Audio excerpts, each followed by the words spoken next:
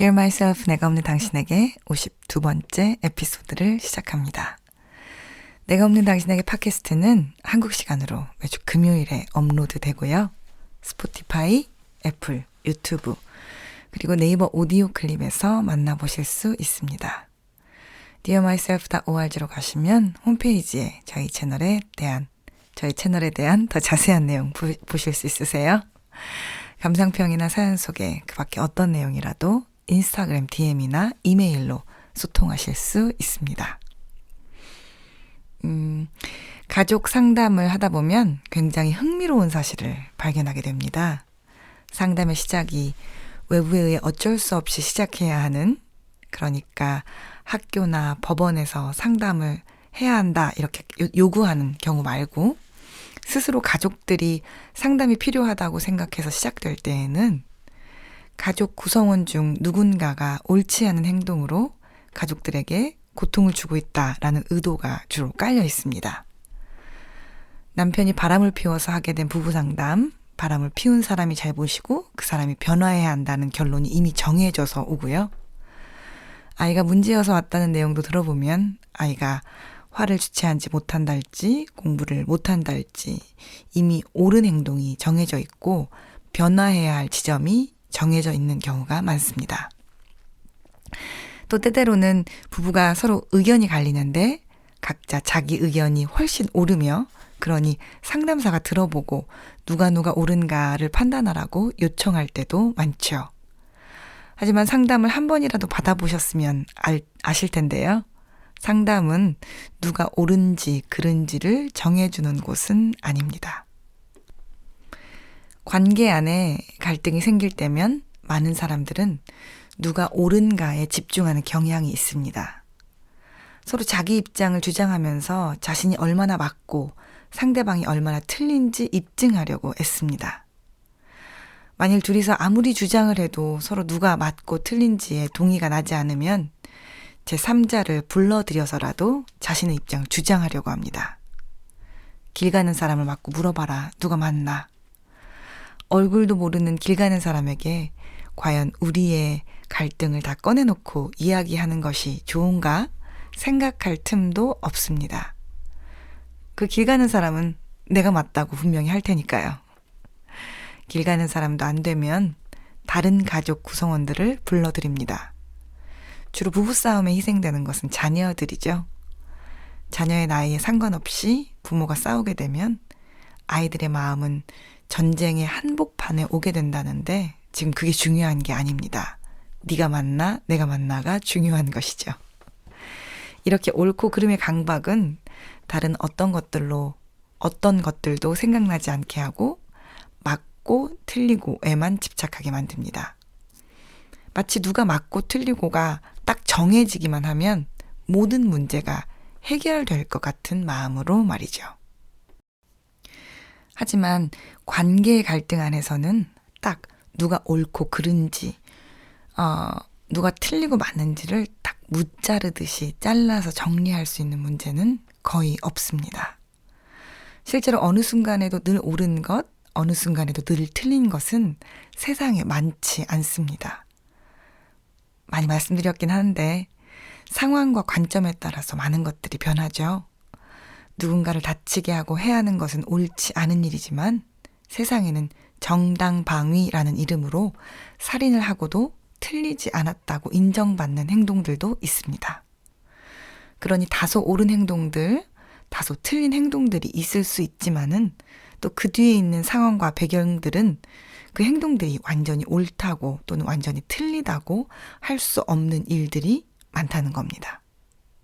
설령 무조건적으로 옳고 그른 일이 있다고 할지라도 관계의 갈등이 고조되었을 때 한쪽을 옳은 사람 또 한쪽을 틀린 사람이라고 결정 내린다고 해서 그 문제가 해결되고 관계가 좋아지지는 않습니다. 오히려 그런 결정은 관계를 더 멀어지게 할 가능성이 큽니다. 그러니 관계에서 갈등이 생겨나면 제일 먼저 누가 잘했나 잘못했나를 따지고 싶은 우리 마음을 조금 다스리면서 지금 어떤 일이 일어났는지, 그것에 대해 나의 생각과 마음은 어떤지 잘 설명하고 또 상대방의 마음과 생각이 어떤지 잘 들은 후에 그래서 우리는 이 상황에 대해서 무엇을 할 것인지 함께 의논하는 것이 중요합니다. 예를 들어 양말을 아무데나 벗어놓는 남편에게 짜증을 낸다고 한다면 왜 양말을 아무데나 벗어놔? 왜 빨래통에 안 넣어놓는 거야? 라고 말을 시작한다면 양말은 당연히 빨래통에 넣어야 되는 것이 옳은 일이고 그러므로 당신이 한 일은 틀린 일이다 라고 고발하고 따지고 공격하는 말이 됩니다. 이렇게 되면 이 말을 들은 사람은 이 공격과 고발에 대해 최선을 다해 대응해야 하기 때문에 방어적 자세를 취하게 되며 자신이 틀리지 않았다는 것을 증명해 보여야 합니다. 잠깐 그냥 놔둔 거야. 피곤해서 그랬다. 피곤해서. 일어나서 갖다 넣으려고 그랬어. 뭐 이런 일로 난리야. 이런 방어는 본 쟁점에서 더 번지는, 그래서 그 상황에 전혀 도움이 되지 않는 일들을 야기합니다. 뭐 이따가 하려고 해. 당신이 언제 그랬어? 언제 한 번이라도 제대로 빨래통에 넣은 적이 있었어? 아니 왜 한 번이라도 없어? 늘 넣었지. 이제 싸움은 발발되고 상황에 전혀 도움이 되지 않는 대화가 지속됩니다. 설령 빨래는 빨래통이라는 말이 맞고 그래서 남편이 결국 일어나서 양말을 빨래통에 넣었더라 하더라도 그 대화의 끝은 서로의 감정을 굉장히 상하게 하게 되니까 양말이 빨래통에 들어갔어도 상황은 정리되지 않았고 감정도 정돈되지 않았으며 둘의 관계는 스크래치가 나게 된 것이죠. 빨래는 당연히 빨래통에 넣어야 하는데 그걸 말로 하고 청소나 집 상태에 대해서 조금 더 적극적으로 대하지 않는 남편이 아내는 속상하고요. 조금 피곤해서 잠깐 미뤄둔 것뿐인데 별일 아닌 일로 공격하고 깨끗하지 않은 사람 취급당한 남편도 기분이 좋지 않기는 마찬가지입니다. 옳고 그름을 앞세우지 않고 일단 상황을 보고 서로의 마음을 듣는다는 것은 이렇게 할 수 있습니다.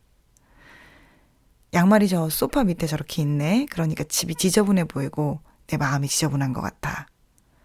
아, 피곤해서 그래서 잠깐만 뒀다가 이따 하려고 한 거야. 아, 그래? 그럴 수도 있겠다. 근데 어떤 날은 그 마음이 이해가 가는 날도 있지만 어떤 날은 그걸 보기만 해도 짜증이 올라오는 것도 같아. 집을 치우고 나면 도로 어질러지는 것 같아서. 그래? 그럴 수도 있지. 근데 그거 5분, 10분 늦게 빨래통에 넣는다고 해서 큰 차이가 있어? 이런 대화의 수순들은 때로 쉽지 않고 불편할 수도 있지만 결국 서로의 입장을 조금 더 이해하게 되고 그래서 그러면 우리가 서로 어떻게 할 수 있는지를 찾아가는 것을 도와줍니다. 그러니 옳고 그름을 우선으로 놓고 하는 대화는 공격과 방어, 입증과 반증으로 서로의 다음 단계를 생각하면서 언쟁을 생각할 수밖에 없는 것이죠. 그런데 이러한 대화에서 꼭 생각해 보아야 할 것은 이것입니다. 물론 공격과 방어로 이루어지는 대화가 서로의 발전적인 다음 단계를 막기도 하지만 그와 동시에 그러한 대화들은 의도하지 않게 서로의 자존감과 자존심을 무척이나 깎아내리고 열등감을 증폭하게 한다는 것입니다. 자꾸 당위성을 가져다 들이대면 그 말을 들은 사람은 그 옳은 일도 못하는 사람으로 전락해버리거나 혹은 그 옳은 게 옳은지도 모르는 사람이 되어버리거든요. 그것이 늘 언제나 옳지 않을 수도 있는 기준인데도 그 기준 앞에서는 정말로 별 볼 일 없는 사람이 되어버리는 것이죠. 관계 안에서 그러한 잣대로 이야기하다 보면 내가 의도하든 의도하지 않았든 너는 틀렸어. 너는 바보야. 나는 네가 틀렸다는 것을 입증해서 네가 얼마나 바보 같은지를 설명하겠어. 나는 너에게 그런 열등감을 줄 거야. 라는 무시무시한 메시지를 전하고 있을 수도 있습니다.